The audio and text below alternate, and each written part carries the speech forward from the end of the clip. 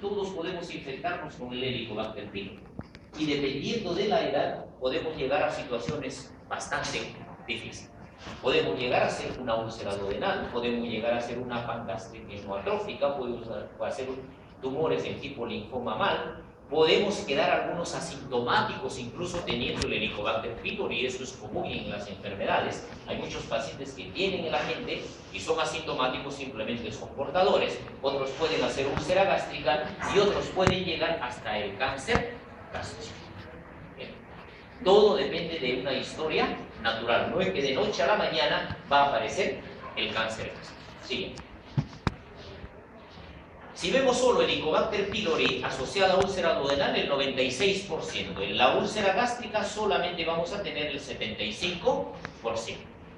Entonces, la úlcera está más asociada al Helicobacter en la localización duodenal. Siguiente. El Helicobacter pylori, para que produzca daño, genera todos estos componentes. Citoxinas vapolantes, la ureasa, la mucinasa, la lipasa, la fosfolipasa, factores quimiotácticos, factor activador de las plaquetas, hay lipopolisacáridos, hay una hipergastrinemia, lo cual van actuando sobre los mediadores y a las finales producen ruptura de la mucosa gástrica y daño epitelial. Entonces son muchas las formas por las cuales entonces el Helicobacter pylori va haciendo daño lentamente el estómago. Siguiente. Y acá tenemos, ven ustedes, cómo se instala el Helicobacter, se va hasta la profundidad, se adhiere, se queda anclado a nivel de las células en el epitelio. Ahí va generando un medio que le permita bloquear el ácido, para que no le haga daño el ácido, y un mecanismo de defensa que tiene el Helicobacter pylori para neutralizar el ácido es la ureasa. Y esta ureasa va a formar el amoníaco. Eso lo defiende del ácido, lo protege. Bien. Luego, ven ustedes, se sigue reproduciendo en mayor cantidad, produce una respuesta inflamatoria porque ahora hay más ácido, ya comienza a disrumpir ya el epitelio, produce una respuesta inflamatoria, hay muerte celular, respuesta inflamatoria y el daño ya está consumado. Estamos frente a una úlcera. Siguiente. Este es el mecanismo completo por el cual se va produciendo daño con el Helicobacter a todo el epitelio. Bien, es una respuesta compleja desde el punto de vista teórico, los conocemos perfectamente. Solamente para que vean ustedes, el daño es a nivel del epitelio, el daño es a nivel del intersticio, la lámina propia, el daño también es una respuesta vascular. Entonces, toda esta cantidad de sustancias inflamatorias que se van produciendo van generando una respuesta en cadena para lesionar el epitelio. Siguiente. En resumen, acá tenemos cada uno de los elementos a través de los cuales va produciendo daño el Helicobacter pylori. Acá tienen sus descripciones correspondientes, lo cual sería un poco ocioso y repetido. Lo importante es eso. Entonces, el Helicobacter pylori no es solamente la presencia física de la bacteria, sino los elementos que está liberando, está estimulando para la producción con su presencia. Siguiente. El pepsinógeno también es otro factor en la úlcera péptica, hemos dicho no es solamente ácido, y acá queda demostrado cómo en los individuos voluntarios con Helicobacter pylori y sin Helicobacter pylori. Cuando uno no tiene el Helicobacter pylori, acá vemos el pepsinógeno 1 y el pepsinógeno 2, ¿cómo están? En cambio, en los individuos que tienen Helicobacter pylori, vean, su pepsinógeno 1 es mayor y el pepsinógeno 2 también es mayor. Por tanto, demuestra que en situaciones fisiológicas y en situaciones patológicas, ácido y pepsina también se liberan en mayor cantidad. Siguiente. La úlcera duodenal ya hemos conversado de que es toda una serie de mecanismos que van llevando a una inflamación del duodeno por el Helicobacter y termina en la úlcera duodenal. Previamente se ha producido una metaplasia gástrica en el duodeno. Si no hay metaplasia, no va ahí, para evitar el Helicobacter pylori, no va a producir duodenitis y no va a llevar a la úlcera duodenal. Siguiente. Desde el punto de vista terapéutico, acá vemos los niveles de producción de ácido. Acá tenemos en pacientes sanos cuál es la producción de ácido.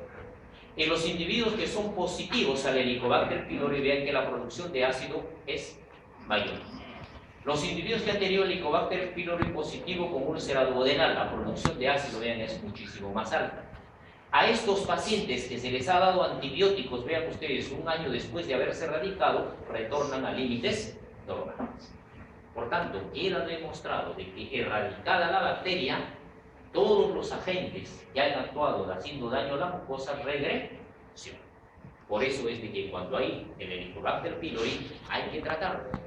Y acá ya viene un aspecto controversial. Ustedes están a 2 o 3 años de llevar la parte clínica y gastroenterología. Por ejemplo, hoy en día la gran tendencia es tratar todos los Helicobacter pylori. Anteriormente decía, no, hay que observar, hay que cuantificar al paciente. Pero hoy en día la recomendación es esta.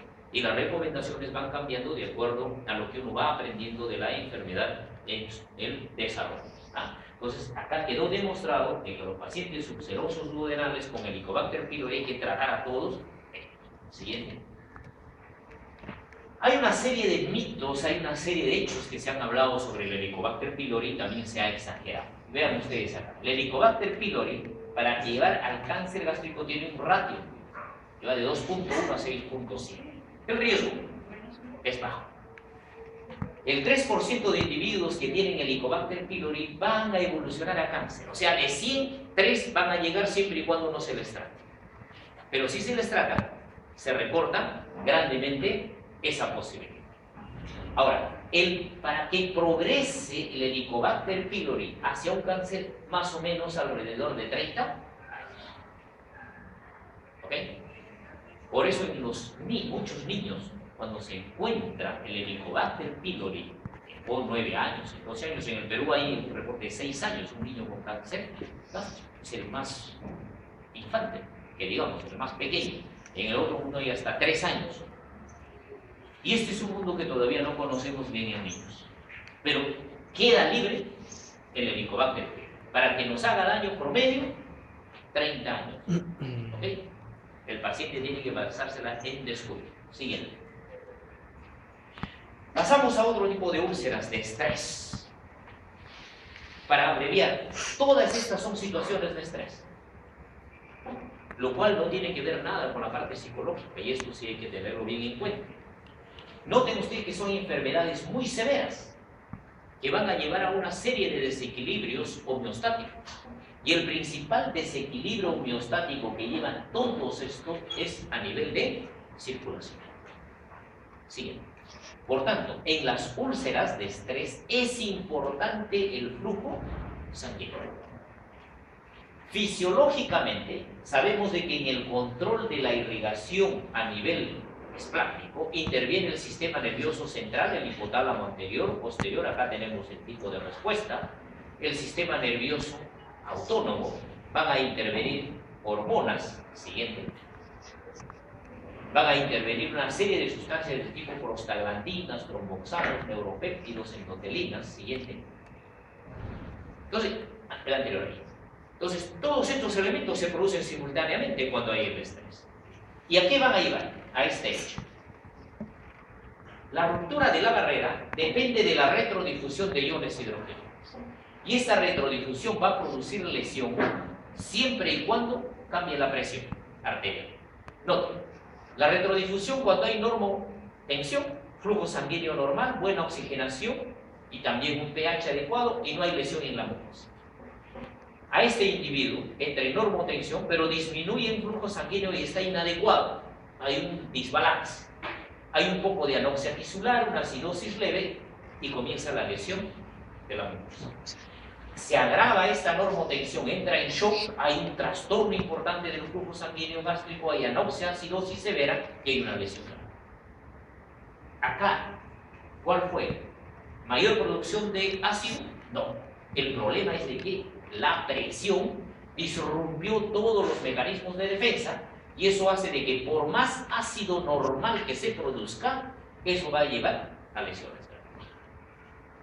Por tanto, cuando hablamos de úlcera de estrés, la clave no está en disminuir la secreción de ácido, la clave está en regular la presión arterial.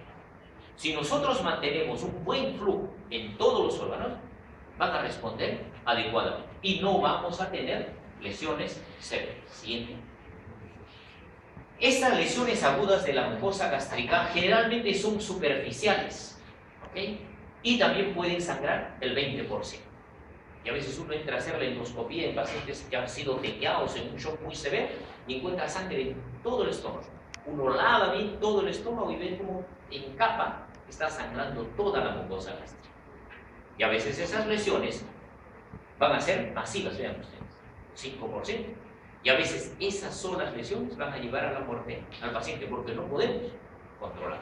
No hay mecanismo. Y lo único que queda acá es regular la presión arterial.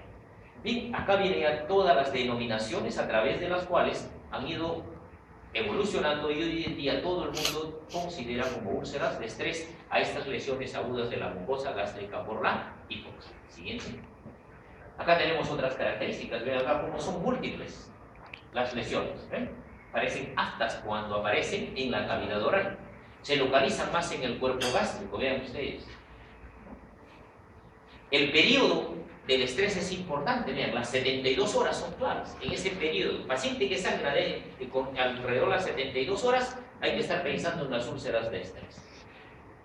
Hay que corregir la hipotensión y la acidosis. Esa es la clave de úlceras de estrés. Siguiente. A los antiinflamatorios, ya nos vamos acercando ya a los más comunes a nivel de la úlcera. ¿Qué ocurre en estos casos?